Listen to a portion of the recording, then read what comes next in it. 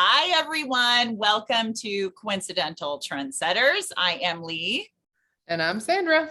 And we are here, but we don't know how we got here. Sandra, quick update. What's going on in your world?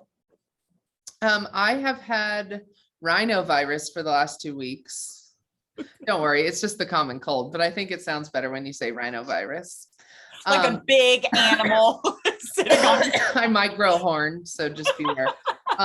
Yeah, so you may hear me, my voice is like 2 octaves lower and whatever, but no, we're coming out of that.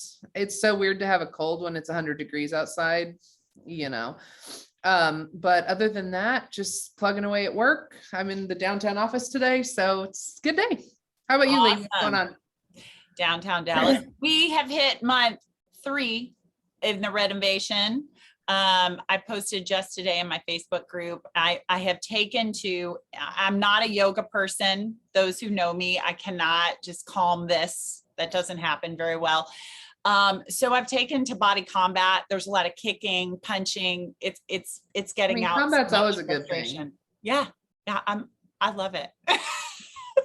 Hey, you got to do what you got to do to get through these days. So, yeah. Well, Lee, what we want to talk about today, and as I cough and clear my throat 100 times, is what we actually do as stylists. Now, you may think we've talked about this before, but really what we're talking about today is the fact that we kind of have a non-traditional job in the sense of, like, my other job is being a teacher or a content strategist. And those are words that, people kind of know. Content strategist is a little more difficult, but if you say I'm a teacher, they know what that is. But sometimes when we say what we do as Cabby stylists, they don't really know. And so I've taken to calling myself a style concierge or a professional image consultant, or not even image consultant, professional style maven. I mean, there's all different ways to skin that cat.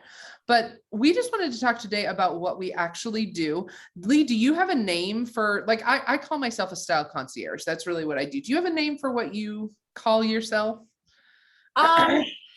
I don't. I think I simply just tell people that I'm a stylist with Cabby. And then when they don't know what that is, then I go into some buzzwords or that I think make more sense to them after I've already been carrying on a conversation with them and finding out what they do for a living. And maybe even it gets to it because of they tell me where they shop or that they recently shopped somewhere and it comes up. I tend to say, because I have that engineering background, some of those skills carried forward. And so I tend to say that I am a problem solver, an educator, sometimes a therapist. Retail therapy is real. And I think that I'm also a connector, which I think part of our job is getting women together for that. But I really do think that I create a space that can be very trusting and open, and I solve a lot of problems. When I asked my hostesses and clients recently, like, hey, I feel bad, I've never asked you before, but what have I done for you with you knowing me with Cabby?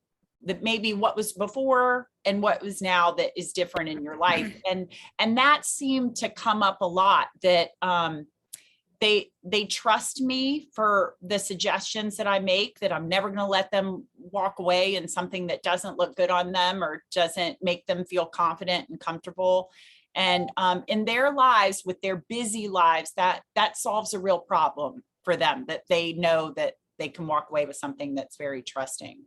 But have you gone deeper with your clients and done, it's kind of a weird buzzword, but for lack of a better word to say, is closet audits with them and kind of talk with them about what's in their closet and what they may need and what they don't need and things like that? Have you ever done that with someone? I do that sometimes, especially with one client. I can think I've done that extensively, but more than anything, I view myself as a confidence chaser, which means we know that if we go into any situation and there's any doubt behind what we're doing, it stifles everything that we're able to do.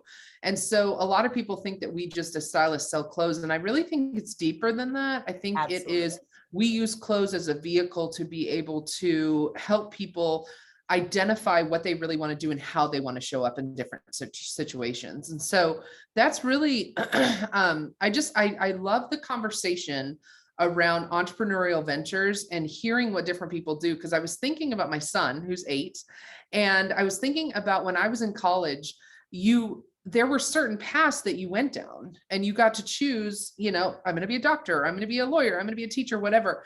Now the field of possibilities of jobs, like whatever Landon's going to do when he's 8 now, whatever he's going to end up doing for his career probably doesn't even exist right now, which is so crazy. I was laughing with the group that I was coaching today, and I was saying, I didn't even have a cell phone until I was a senior in college. And so the life that I live on this smartphone, like, did not exist even 20 years ago. And so I just think that that's so interesting as far as the world of entrepreneurship, is that where we can ebb and flow in our businesses is just going to be so amazing. And where we can take it is wherever we want to go with it. So why are we talking about this? The long and short of it is I'm a huge advocate for entrepreneurship. I have had my own business since I was right out of college. In college, probably did too. I've been a coach as far as a youth sports coach. I had a tutoring business, now Cabby, and now into business coaching. So the world of entrepreneurship is really a huge blessing. And we're just encouraging all kinds of people to look at it and look at whatever you want to call it.